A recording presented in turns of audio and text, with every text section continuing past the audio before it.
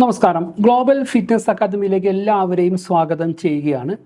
ഇന്നത്തെ വീഡിയോയിൽ നമ്മൾ ചർച്ച ചെയ്യാൻ പോകുന്ന പ്രധാന വിഷയം എന്തുകൊണ്ടാണ് കേരളത്തിലെ സ്ത്രീകൾ പൊണ്ണത്തടിയിലേക്ക് നീങ്ങുന്നത് എന്നാണ്. കാരണം നമുക്കറിയാം, ഓൾ ഇന്ത്യ ലെവലിൽ നോക്കിക്കഴിഞ്ഞാൽ തന്നെ കേരളത്തിലെ ഒരു 70-80% സ്ത്രീകളും ഒന്നോ രണ്ടോ പ്രസവത്തിന് ശേഷം പൊണ്ണത്തടിയിലേക്ക് മാറിയിട്ടുണ്ട്. അത് സമ്പന്നരാണെങ്കിലും പാവപ്പെട്ടവരാണെങ്കിലും ഏത് വിഭാഗമാണെങ്കിൽ പോലും കേരളത്തിലെ പൊതുവായ ഒരു അവസ്ഥയിൽ നിന്ന് ഭൂരിപക്ഷം സ്ത്രീകളും ഒന്നോ രണ്ടോ പ്രസവത്തിന് ശേഷം പൊണ്ണത്തടിയിലേക്ക് മാറുന്നുണ്ട്. എന്തുകൊണ്ടാണ് അതിന് കാരണം വളരെ വിശദമായിട്ടാണ് പരിശോധിക്കുന്നത്. അതിൽ പ്രധാനമായിട്ടുള്ളൊരു കാരണം കാണുന്നത് ഈ അരി ഭക്ഷണത്തിൻ്റെ ഉപയോഗം. നമുക്കറിയാം, വളരെ പ്രധാനപ്പെട്ട ഒന്ന് അരി ഭക്ഷണത്തിൻ്റെ പ്രശ്നം. കാരണം നമ്മളെ കേരളത്തിൽ ഈ ഒരു ദിവസം 4-5 തവണയാണ് ശരാശരി മലയാളികൾ അരി ഭക്ഷണം കഴിക്കുന്നത്. അത് രാവിലെ കഴിക്കുന്ന ആളുകൾ, പിന്നെ 10 മണിക്ക് ഒരു സൈക്കോളജിക്കൽ ഫുഡ് 10 മണിക്ക് കഴിക്കുന്ന ആളുകളുണ്ട്, പിന്നെ ഉച്ചയ്ക്ക് ചോറ് വിഭവങ്ങൾ കഴിക്കുകയാണ്, പിന്നെ 4 മണിക്കും ചായ സ്നാക്സ് കഴിക്കുകയാണ്, പിന്നെ രാത്രി ഒരു വൈകിട്ടുള്ള ഭക്ഷണം. ഇങ്ങനെ ശരാശരി ഒരു 5 നേരം 4 നേരം പോലും ഭൂരിപക്ഷം സ്ത്രീകളും അല്ലെങ്കിൽ കേരളത്തിലെ ഭൂരിപക്ഷം ആളുകളും അരി ഭക്ഷണം കഴിക്കുന്നുണ്ട്. അപ്പോൾ നമ്മൾ കഴിക്കുന്ന ഭക്ഷണത്തിന് ഏറ്റവും അപകടം പിടിച്ചുള്ളൊരു ഭക്ഷണം അരി ഭക്ഷണമാണ്. കാരണം അരി ഭക്ഷണത്തിലാണ്, അല്ലെങ്കിൽ ധാന്യങ്ങളുള്ള ഭക്ഷണത്തിലാണ് കൂടുതൽ കാർബോഹൈഡ്രേറ്റ് അടങ്ങിയിട്ടുള്ളത്. മറ്റൊന്നാണ് നമ്മുടെ കേരളത്തിലെ ഈ തേങ്ങ അല്ലെങ്കിൽ വെളിച്ചെണ്ണയുടെ ഉപയോഗം. നമുക്കറിയാം, നമ്മൾ കേരളീയർ മിക്ക ഭക്ഷണത്തിലും എണ്ണ കൂടുതലായിട്ട് ഉപയോഗിക്കുന്നു. കരിക്കാനും വറക്കാനൊക്കെ എണ്ണ ഉപയോഗിക്കുന്നുണ്ട്. അത് നമ്മളെ ഇത് കേൾക്കുന്ന മിക്ക വീടുകളിലും ഒരു മാസം 3-4 ലിറ്റർ വെളിച്ചെണ്ണ നമുക്ക് എന്ത് ചെയ്യും, പല കരിക്കാനും പൊരിക്കാനും പല ഭക്ഷണത്തിലും നമ്മൾ ഉപയോഗിക്കുന്നത്. ഈ എണ്ണയുടെ അല്ലെങ്കിൽ വെളിച്ചെണ്ണയുടെ അമിതമായിട്ടുള്ള ഉപയോഗം, അല്ലെങ്കിൽ വെളിച്ചെണ്ണ ഉപയോഗിച്ച് പൊരിച്ച് കരിച്ച് ഉപയോഗിക്കുന്ന ഭക്ഷണത്തിൻ്റെ അമിതമായ ഉപയോഗത്തിലൂടെ നമ്മൾ സ്ത്രീകൾ പൊണ്ണത്തടിയിലേക്ക് മാറുന്നു. അപ്പോൾ അതൊന്ന് എന്ത് ചെയ്യുക, ഒന്ന് നിയന്ത്രിക്കുന്നത് വളരെ നന്നായിരിക്കും. മറ്റൊന്നാണ്, കേരളത്തിലെ മറ്റൊരു സാമൂഹിക വ്യവസ്ഥതയിൽ ഇപ്പോൾ വിവാഹത്തിന് ശേഷം സ്ത്രീകൾക്ക് വീടിൻ്റെ ഭരണം, അല്ലെങ്കിൽ വീട്ടമ്മമാരായ ഭൂരിപക്ഷം ആളുകൾ 90% ആളുകളും അങ്ങനെ ജീവിക്കുന്നത്. കാരണം ഈ വീട്ടമ്മമാരാകുമ്പോൾ പൊതുവെ ധാരണയിൽ എന്ത് ചെയ്യുക, നമ്മൾ വീട്ടമ്മമാർ മറ്റു പണിക്കൊന്നും പോകുന്നില്ല, പുരുഷന്മാരായിരിക്കും ജോലിക്ക് പോവുക. അപ്പോൾ കൂടുതൽ കായികാധ്വാനങ്ങളൊന്നും സ്ത്രീകൾക്ക് വരുന്നില്ല. അതായത് ഫിസിക്കൽ ആക്ടിവിറ്റി വളരെ കുറവാണ് സ്ത്രീകൾക്കുള്ളത്. മറ്റ് ചില ഉത്തരേന്ത്യൻ സ്റ്റേറ്റുകളൊക്കെ ഇപ്പോൾ വീട്ടിലെ 4-5 ഏക്കർ കൃഷി, ഉത്തരേന്ത്യയിലൊക്കെ വീട്ടിൽ 4-5 ഏക്കർ കൃഷി ഉണ്ടെങ്കിൽ ആ വീട്ടിലത്തെ എല്ലാ മെമ്പർമാരും കൂടിയിട്ടാണ് കൃഷി ചെയ്യുന്നത്. അപ്പോൾ അവർക്ക് എന്ത് ചെയ്യാം, ഒരു കായികാധ്വാനം വരുന്നുണ്ട്. പക്ഷെ കേരളത്തിൻ്റെ കൾച്ചർ തികച്ചും വ്യത്യസ്തമാണ്. കേരളത്തിൽ സമ്പന്നനാണെങ്കിലും പാവപ്പെട്ടവനാണെങ്കിലും ശരി, എന്ത് ചെയ്യുക, വീട്ടമ്മ ഒരു വീട്ടുഭരണമായിട്ട് എന്ത് ചെയ്യുക ഇരിക്കുകയാണ്. കായികാധ്വാനം ജോലികൾക്ക് ഭൂരിപക്ഷം വീട്ടമ്മമാർ പോകുന്നില്ല. ഇതും സ്ത്രീകളെ പൊണ്ണത്തടിയിലേക്ക് മാറ്റാനൊരു കാരണമാകുന്നുണ്ട്. മറ്റൊന്ന് ഈ ഹോർമോണൽ പ്രോബ്ലംസ്, അതായത് PCOD, തൈറോയ്ഡ് പ്രശ്നങ്ങളൊക്കെ. ഈ ഹോർമോണൽ ഇംബാലൻസിൻ്റെ പ്രധാന കാരണം അമിത ഭക്ഷണം. ഹോർമോണൽ ഇംബാലൻസിൻ്റെ പ്രധാന കാരണം 4-5 നേരത്തെ അരി ഭക്ഷണമാണ് പ്രധാന കാരണം. അപ്പോൾ അത് രണ്ടും കണക്റ്റഡ്. അപ്പോൾ എന്ത് ചെയ്യുക, ഈ ഹോർമോണൽ പ്രശ്നങ്ങൾ വരുന്നുണ്ട്. കൂടുതലായിട്ട് എന്ത് ചെയ്യുക, തൈറോയ്ഡ് രോഗികൾ വരുന്നത്, PCOD ഒക്കെ വരുന്നത് ഏറ്റവും കൂടുതൽ കാണുന്നത് ഇന്ത്യയിൽ കേരളത്തിലെ പല ഭാഗങ്ങളിലാണ് കാണുന്നത്. ഇത് പ്രധാന കാരണം അമിതമായുള്ള ഭക്ഷണം, തീരെ വ്യായാമമില്ലാത്തൊരവസ്ഥ, രണ്ടും കണക്റ്റ് ആയതുകൊണ്ടാണ്. മറ്റൊരു പ്രശ്നം എന്ന് പറയുന്നത് ഈ രാത്രിയിലെ അരി ഭക്ഷണ ഫുഡ്. അതായത് നമ്മൾ കൾച്ചറിൽ രാത്രി എന്ത് ചെയ്യുക, രാത്രി ശരാശരി ഒരു 8 മണി 9 മണി വരെ ഹെവി ആയിട്ട് അരി ഭക്ഷണം കഴിക്കും. അത് മിക്ക ആളുകളും 1-2 പ്ലേറ്റ് ചോറ് കഴിക്കും. അതിലപ്പോൾ നല്ല കുശാലായിട്ട് ഭക്ഷണം കഴിക്കുന്നത് അത് നമ്മുടെ കൾച്ചറായിരുന്നു, പാരമ്പര്യ രീതിയിൽ വരുന്ന കൾച്ചറാണ്. ഇതും അപകടത്തിൽ ഈ അമിതമായിട്ടുള്ള ഈ അരി ഭക്ഷണം, രാത്രി വൈകിയുള്ള ഭക്ഷണം. അതായത് ശാസ്ത്രം പറയുന്നത് ഈ സൂര്യൻ അസ്തമിക്കുന്നതിന് മുമ്പ് ഭക്ഷണം കഴിക്കണം എന്നാണ് ശാസ്ത്രം പറയുന്നത്. നമ്മൾ തിരിച്ചാണ് ചെയ്യുന്നത്. നമ്മളെന്താ ചെയ്യുന്നത്, നമ്മൾ രാത്രി 8 മണി 9 മണി സമയത്തിന് ഈ അരി ഭക്ഷണം കൂടുതൽ കഴിക്കുന്നത്. മാത്രമല്ല, ഇത് കൃത്യമായി ദഹിക്കുന്നതിന് മുമ്പ് ഉറങ്ങുന്നുണ്ട്. ശ്വാസം മാറ്റം പറയുന്നത് നമ്മൾ ഭക്ഷണം കഴിച്ച് കഴിഞ്ഞാൽ ദഹിച്ച് 2-3 മണിക്കൂർ ശേഷം ഉറങ്ങാൻ പാടുള്ളൂ പറയുന്നത്. അതൊക്കെ നമ്മൾ തെറ്റിക്കുകയാണ്. ഇപ്പോൾ നമ്മുടെ നാടുകളിലൊക്കെ ഒരു 60കളിലും 70കളിലൊക്കെ നമ്മുടെ നാടുകളിൽ ശ്രദ്ധിച്ചിട്ടുണ്ടാവും, ഒരു വൈകുന്നേരമൊക്കെ ഒരു 6-7 മണി സമയത്ത് ഭക്ഷണം കഴിച്ച് ഉറങ്ങിയിരുന്ന കാലഘട്ടം ഉണ്ടായത്. ഇപ്പോൾ അതൊക്കെ മാറി. ഇപ്പോൾ ഈ ഫാസ്റ്റ് ഫുഡിലേക്കും വൈകിയുള്ള കറണ്ടിൻ്റെ പുതിയ ഇലക്ട്രിസിറ്റിൻ്റെ വരവോടുകൂടി നമ്മുടെ ജീവിതശൈലിയിൽ വലിയ മാറ്റങ്ങളും കാണുന്നുണ്ട്. അപ്പോൾ രാത്രി വൈകിയുള്ള ഭക്ഷണം മിക്ക ആളുകളും പൊണ്ണത്തടിയിലേക്ക് മാറ്റുന്നത്. ഇതിൻ്റെ ഉദാഹരണമാണ്, ഇപ്പോൾ ഒരു 2 വർഷം മുമ്പ് മഞ്ചേരി മെഡിക്കൽ കോളേജിലെ ചില വിദ്യാർത്ഥികൾ പഠനം നടത്തി. അതായത് മഞ്ചേരി മെഡിക്കൽ കോളേജിലുള്ള ഒരു വർഷത്തെ പോസ്റ്റ്മോർട്ടം റിപ്പോർട്ടുകൾ നോക്കി. അതായത് ഈ പെട്ടെന്നുള്ള യുവാക്കൾക്കിടയിലുള്ള പെട്ടെന്നുള്ള മരണം, അതുമായി ബന്ധപ്പെട്ട് പോസ്റ്റ്മോർട്ടം നടത്തിയ റിപ്പോർട്ടുകൾ പരിശോധിച്ച് നോക്കിയപ്പോൾ ഈ വളരെ യുവാക്കളായിരുന്ന പല ആളുകളും ആ പ്രദേശത്ത് ഒരു കൊല്ലത്തിനിടക്ക് ഹാർട്ട് അറ്റാക്കിലൂടെ മരിച്ചിട്ടുണ്ട്. ഇതിൻ്റെ പ്രധാനം MBBS അവസാന വർഷ വിദ്യാർത്ഥികൾ കണ്ടെത്തിയത് ഈ മിക്ക ആളുകളിലും ഭക്ഷണ രീതി രാത്രി വൈകിയുള്ള ഫാസ്റ്റ് ഫുഡും പിന്നെ പെട്ടെന്നുള്ള ഉറക്കമായിരുന്നു എന്ന് പറഞ്ഞു. അപ്പോൾ എന്ത് ചെയ്യുക, വൈകിയുള്ള അരി ഭക്ഷണം ഒഴിവാക്കുക.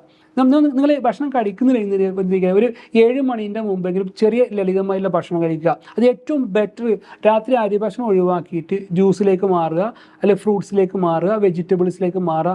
വളരെ നല്ല ഹെൽത്തി ആയിരിക്കും. നമുക്ക് രാത്രി ഉറങ്ങാനും പിന്നെ രാവിലെ എഴുന്നേൽക്കാനും ഫുൾ ഒരു എനർജി നമുക്ക് ഫീൽ ചെയ്യും. അപ്പോൾ ഈ രാത്രിയിലുള്ള ഭക്ഷണം ഒന്നും എല്ലാം നിയന്ത്രിച്ചാൽ തന്നെ കേരളത്തിലെ സ്ത്രീകളെ പൊണ്ണത്തടി ഒരു പരിധി വരെ നിയന്ത്രിക്കാൻ സാധിക്കും. മറ്റൊന്നാണ് ലോ പ്രോട്ടീൻ ഇൻടേക്ക്. ഈ പ്രോട്ടീൻ അടങ്ങിയ ഭക്ഷണങ്ങൾ, അതായത് ഈ അരി എന്ന് പറഞ്ഞാൽ കാർബോഹൈഡ്രേറ്റാണ്. പ്രോട്ടീൻ അടങ്ങിയ ഭക്ഷണം എന്ന് പറഞ്ഞാൽ ഇറച്ചി, മീനുകൾ, പിന്നെ അതുപോലെ തന്നെ ഈ കോഴിമുട്ട, ഇതൊക്കെ എന്ത് ചെയ്യുക, പ്രോട്ടീൻ അടങ്ങിയ ഭക്ഷണം. ഇതൊക്കെ പൊതുവെ നമ്മളെ സ്ത്രീകൾ കഴിക്കൽ കമ്മിയാണ്. സ്ത്രീകൾ കഴിക്കുക അരി ഭക്ഷണം കഴിക്കുക. പ്രോട്ടീൻ ഇപ്പോൾ ഇറച്ചി കഴിക്കുന്ന വളരെ കുറച്ച് ആളുകളെ കഴിക്കുന്നുള്ളൂ, മീൻ കഴിക്കുന്നവർ വളരെ കുറച്ചാണ്, മുട്ട കഴിക്കുന്നവർ കുറവാണ്. അപ്പോൾ ഈ പ്രോട്ടീൻ അടങ്ങിയ ഭക്ഷണങ്ങൾ നമ്മൾ കുറച്ച സ്ത്രീകൾ കഴിക്കുന്നത്. നേരെ തിരിച്ച് ചെയ്യുന്നത് എന്ത് ചെയ്യുക, പ്രോട്ടീൻ അടങ്ങിയ ഭക്ഷണം കൂട്ടിയിട്ട് കാർബോഹൈഡ്രേറ്റ് കുറച്ച് കഴിഞ്ഞാൽ തന്നെ എന്ത് ചെയ്യും, പൊണ്ണത്തടി എന്ന പ്രശ്നം ഒരു പരിധി വരെ സോൾവ് ചെയ്യാൻ നമുക്ക് കഴിയും. മറ്റൊന്നാണ് stress and emotional eating. Stress, tension, മാനസിക സമ്മർദ്ദം മലയാളീൻ്റെ കൂടപ്പുറപ്പാണ്. കാരണം മലയാളിയിൽ പൊതുവെ നല്ലൊരു വിഭാഗം ആളുകൾ ഈ പ്രവാസ ജീവിതം നയിക്കുന്ന ആളുകളുണ്ട്. ഹസ്ബൻഡും ബന്ധപ്പെട്ടവരൊക്കെ വിദേശത്തായിരിക്കും. അതുമായി അകൽച്ചയിൽ നിന്നുള്ള ഒരു സ്ട്രെസ്, ടെൻഷൻ. മാത്രമല്ല വീട്ടമ്മമാരാണ് എന്ത് ചെയ്യുക, വീട് ഭരിക്കുന്നത്, മക്കളെ നോക്കുന്നത്. ഈ മക്കളെ നിയന്ത്രണത്തിൽ കിട്ടാത്തൊരവസ്ഥ, അല്ലെങ്കിൽ എന്ത് ചെയ്യുക, വീടിനെ ടോട്ടൽ, ഹസ്ബൻഡ് വിദേശത്താവുമ്പോൾ വീടിനെ ടോട്ടൽ നിയന്ത്രിക്കാൻ സ്ത്രീകൾ പ്രയാസപ്പെടുന്ന മാനസിക സമ്മർദ്ദം ഒന്ന്. രണ്ടാമത്തെ മാനസിക സമ്മർദ്ദം നമ്മൾ അറിയാത്ത എല്ലാവരുടെ ലൈഫിൻ്റെ ഭാഗം നോക്കുക. കേരളീയർ ഏറ്റവും കൂടുതൽ കടം വാങ്ങി ജീവിക്കുന്ന ആളുള്ള കേരളീയർ ഒന്ന്. കാരണം നമ്മൾ മറ്റുള്ളവരെ തോൽപ്പിക്കാൻ വേണ്ടി വലിയ വീട് വെക്കുക, മറ്റുള്ളവരെ നെട്ടിക്കാൻ വേണ്ടി വലിയ വാഹനങ്ങൾ വെക്കുക. ഈ വീടിനും വാഹനത്തിനും വേണ്ടി വലിയ രീതിയിലുള്ള സംഖ്യ കടം എടുത്തിട്ട് എന്ത് ചെയ്യുക, ഈ കടം വീട്ടാൻ പാടില്ലൊരു പെടാപ്പാടാണ് ടെൻഷൻ.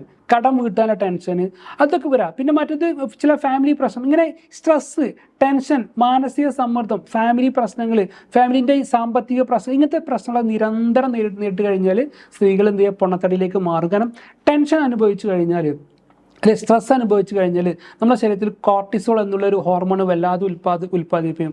ഈ ഹോർമോൺ ഉൽപ്പാദിപ്പിച്ച് കഴിഞ്ഞാൽ നമ്മൾ കുറച്ച് ഭക്ഷണം കഴിച്ചാൽ തന്നെ കഴിക്കുന്ന ഭക്ഷണമൊക്കെ നേരെ ശരീരത്തിൽ എന്ത് ചെയ്യും, കൊഴുപ്പ് രൂപത്തിൽ ഡെപ്പോസിറ്റ് ചെയ്യും, പെട്ടെന്ന് പൊണ്ണത്തടിയിലേക്ക് മാറാൻ സാധ്യത കൂടുതലാണ്. പിന്നെ മറ്റൊന്നാണ് നോ റെഗുലർ എക്സസൈസ് റൂട്ടീൻ. ഈ വിദേശ രാജ്യങ്ങളിലൊക്കെ, ഇപ്പോൾ ചൈന പോലത്തെ രാജ്യങ്ങളിലൊക്കെ എക്സസൈസ് നിർബന്ധമുള്ള സ്ഥലങ്ങളൊക്കെയാണ്. നിർബന്ധം അവിടുത്തെ കൾച്ചർ അങ്ങനെയാണ്. എന്ത് ചെയ്യുക, അവർ എക്സസൈസ് കൃത്യമായിട്ട് അവർ ചെയ്യും, അവർ നല്ല രീതിയിൽ എക്സസൈസ് ചെയ്യും. നമുക്ക് എക്സസൈസിനെ കളിച്ച നമ്മുടെ നാട്ടിൽ എത്തിയിട്ടില്ല. ഇപ്പോൾ ഒരു കൊറോണയ്ക്ക് ശേഷം കുറച്ചൊക്കെ ആളുകളൊക്കെ ശീലിച്ചെങ്കിൽ പോലും എക്സസൈസ് എന്നുള്ള കൾച്ചർ മാറേണ്ടതുണ്ട്. ഒരു ദിവസം ഒരു അരമണിക്കൂറെങ്കിലും നമ്മൾക്ക് വേണ്ടി മാറ്റി വെക്കണം. നല്ല രീതിയിൽ എക്സസൈസ് ചെയ്യണം. ഫുഡൊന്ന് കുറക്കുക, വെള്ളം നല്ലോണം കുടിക്കുക, എക്സസൈസ് ചെയ്ത് നോക്ക്. നല്ലൊരു എനർജി നമുക്ക് ഫീൽ ചെയ്യും, നമുക്കൊരു ചുറുചുറുക്ക് ഫീൽ ചെയ്യും, നമുക്കൊരു പ്രായക്കുറവൊക്കെ ഫീൽ ചെയ്യും. അപ്പോൾ ഈ എക്സസൈസ് ഇല്ലാത്ത ഈ എക്സസൈസിൻ്റെ കൾച്ചർ ഇപ്പോൾ തന്നെ നമ്മുടെ ചില കൂട്ടുകുടുംബത്തിലൊക്കെ സ്ത്രീകൾ എക്സസൈസ് ചെയ്താൽ മുതിർന്നവർ പലപ്പോൾ കളിയാക്കുന്നുണ്ട്. വലിയ മുതിർന്നവരെന്ത് ചെയ്യും, ഇതൊക്കെ എന്തോ ഒരു പരിഷ്കാരി എന്ന രീതിയിൽ കാണുന്നുണ്ടായിരിക്കും. അപ്പോൾ എന്ത് ചെയ്യുക, ഇങ്ങനെ ഒരു എക്സസൈസ് നമ്മുടെ കൾച്ചറിൽ വന്ന് തുടങ്ങുന്നുള്ളൂ. പക്ഷേ ഈ വന്ന് തുടങ്ങാത്തതാണ് നമ്മൾ പൊതുവെ സ്ത്രീകൾ പൊണ്ണത്തടിയിലേക്ക് മറ്റൊരു പ്രധാന കാരണം. പിന്നെ ഉള്ളത് പ്രസവത്തിന് ശേഷമുള്ള പ്രസവാനന്തര ഭക്ഷണ രീതികൾ. ലോകത്തിൽ എവിടെയും കാണാത്തൊരു പ്രസവാനന്തര ഭക്ഷണ രീതിയാണ് നമ്മളെ കേരളത്തിൽ, പ്രത്യേകിച്ച് മലബാറിലൊക്കെ ഉള്ളത്.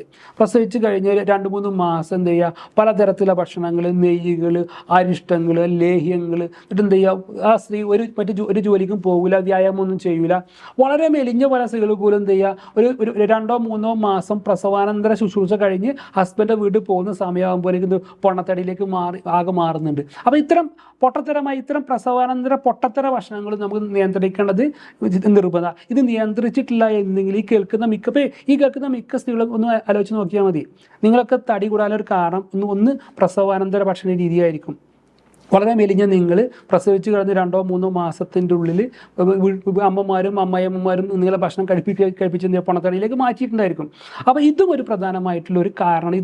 ഇതൊരു കൾച്ചറൽ രീതിയാണ് നമ്മുടെ കേരളത്തിൽ കാണുന്നത്. അത് ഈ കൾച്ചറും ഘട്ടം ഘട്ടമായി മാറേണ്ടതുണ്ട്. മറ്റൊന്നാണ് too much tea and biscuits. അതായത് നമ്മുടെ കൾച്ചറിന് മറ്റു ഭാഗം ആ സമയങ്ങളിൽ ഇങ്ങനെ ചായ കുടിക്കുക. ഈ ചായ കുടിക്കുന്ന കൂട്ടത്തിൽ എന്ത് ചെയ്യും, ഒരു സൈക്കോളജിക്കൽ ഫുഡായിട്ട് സ്നാക്സും ഉണ്ടോ. അതൊരു രീതിയാണ്. അല്ലെങ്കിൽ കേരളത്തിലെ മറ്റൊരു രീതിയാണ്, നമ്മൾ എപ്പോഴെങ്കിലും വരാവുന്ന ഒരു ഗസ്റ്റിന് വേണ്ടി വീട്ടിൽ ബേക്കറി വസ്തുക്കൾ കൊണ്ടുപോയി വെക്കും.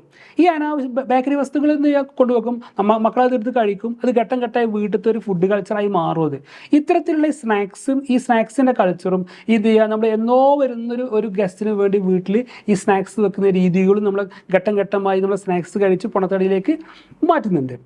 മറ്റൊന്നാണ് ലെസ് വാട്ടർ ഇൻടേക്ക്, അതായത് വെള്ളം കുടിക്കാത്തൊരവസ്ഥ. നമ്മുടെ നാടുകളിൽ ഇപ്പോൾ ശ്രദ്ധിച്ചാൽ അറിയാം, ഈ സ്കൂളും കോളേജിലും പോകുന്ന മക്കളൊക്കെ വെള്ളം കുടിക്കാതെ പോകുക. അവർ പൊതു ബാത്റൂമുകൾ അവർ ഉപയോഗിക്കാൻ ഇഷ്ടപ്പെടുന്നില്ല. അപ്പോൾ എന്ത് ചെയ്യുക, വീട്ടിൽ നിന്ന് മൂത്രം ഒഴിച്ചിട്ട് വെള്ളം കുടിക്കാതെ പോകുക, എന്നിട്ട് വീട്ടിൽ തിരിച്ചു വന്നതിന് ശേഷം മൂത്രം ഒഴിക്കുള്ളൂ. അങ്ങനത്തെ അവസ്ഥയിലുള്ള ഭൂരിപക്ഷം ആളുകൾ അങ്ങനെ കാണുന്നത്. കാരണം നമ്മുടെ നാടുകളിലെ പൊതു ടോയ്ലറ്റുകൾ ഒരു വൃത്തിയില്ലാത്ത രീതിയാണുള്ളത്. പുരുഷന്മാരെ സംബന്ധിച്ച് അത് അവിടെയൊക്കെ ഒരു പെട്ടെന്ന് ഒരു കാര്യം സാധിക്കും. അപ്പോൾ എന്ത് ചെയ്യുക, ഈ വെള്ളം കുടിക്കാത്തൊരവസ്ഥ അത് മാറ്റേണ്ടതുണ്ട്. ഒരു ദിവസം ആരോഗ്യമുള്ള ഒരാൾ എന്ത് ചെയ്യുക, മിനിമം ഒരു 3 ലിറ്ററെങ്കിലും വെള്ളം, ഒരു 15 ഗ്ലാസ് വെള്ളമെങ്കിലും പല രീതിയിലായിട്ട് അകത്തേക്ക് ആക്കേണ്ടതുണ്ട്. വെള്ളം എത്രത്തോളം കുടിക്കുന്നു അത്രത്തോളം നിങ്ങളുടെ ബോഡി എനർജറ്റിക് ആവും, നിങ്ങളുടെ ബോഡി സോഫ്റ്റ് ആവും, നിങ്ങളുടെ ബോഡിയിൽ എന്ത് ചെയ്യും, ഒരു ഫിൽട്രേഷൻ പ്രവർത്തനങ്ങളും വേസ്റ്റ് മാനേജ്മെൻറ്റ് സിസ്റ്റം കൃത്യമായിട്ട് വർക്ക് ചെയ്യും. അപ്പോൾ കൃത്യമായിട്ട് വെള്ളം കുടിച്ചിട്ടില്ലെങ്കിൽ നിങ്ങൾ എന്ത് ചെയ്യും, കേൾക്കുന്ന നിങ്ങളൊക്കെ എന്ത് ചെയ്യും, കൃത്യമായിട്ട് പൊണ്ണത്തടിയിലേക്ക് മാറാൻ സാധ്യത കൂടുതലാണ്. പിന്നെ വളരെ പ്രധാനപ്പെട്ടത് ഈ ഫങ്ഷൻസ് അല്ലെങ്കിൽ പാർട്ടികൾ നോക്കിയാൽ നമ്മുടെ നാട് ഒരു കൾച്ചറൽ ഭാഗം എന്താ, ഒരു മാസത്തിൽ 2-3 കല്യാണങ്ങൾ അല്ലെങ്കിൽ കുടിയിരിക്കൽ അല്ലെങ്കിൽ എന്തെങ്കിലും അല്ലെങ്കിൽ അങ്ങനത്തെ എന്തെങ്കിലും ഒരു ഫാമിലി ഫങ്ഷൻസ് ഉണ്ടായിരിക്കാം. ഇതും നമ്മൾ എന്ത് ചെയ്യുക, മിക്കതും എന്ത് ചെയ്യുക, പോകാൻ നിർബന്ധിതരാണ്. കാരണം നമ്മുടെ ഫാമിലീൻ്റെ കണക്ഷൻസ് അങ്ങനെയാണ്. അപ്പോൾ ഇങ്ങനത്തെ പോകുന്ന ഭക്ഷണത്തിലൂടെ, ഹെവി ഭക്ഷണത്തിലൂടെ നമ്മൾ ഘട്ടം ഘട്ടമായിട്ട് പൊണ്ണത്തടിയിലേക്ക് മാറുന്നുണ്ട്. അപ്പോൾ ഇത്തരം വളരെ പ്രധാനപ്പെട്ട ഒരു കണ്ടന്റ് നമ്മൾ ഇന്ന് ചർച്ച ചെയ്തത്. അപ്പോൾ ഇതൊക്കെയാണ് ഏകദേശം കേരളത്തിലെ സ്ത്രീകൾ പൊണ്ണത്തടിയിലേക്ക് വരാനുള്ള കാരണങ്ങൾ. അപ്പോൾ നിങ്ങൾക്ക് ഈ വീഡിയോ ഇഷ്ടപ്പെടുകയാണെങ്കിൽ ഇത് ലൈക്ക് ചെയ്യുക, ഷെയർ ചെയ്യുക, കമൻറ്റ് ചെയ്യുക. മറ്റൊരു വിഷയമായി നമുക്ക് അടുത്ത ക്ലാസ്സിൽ കാണാം. Okay, thank you.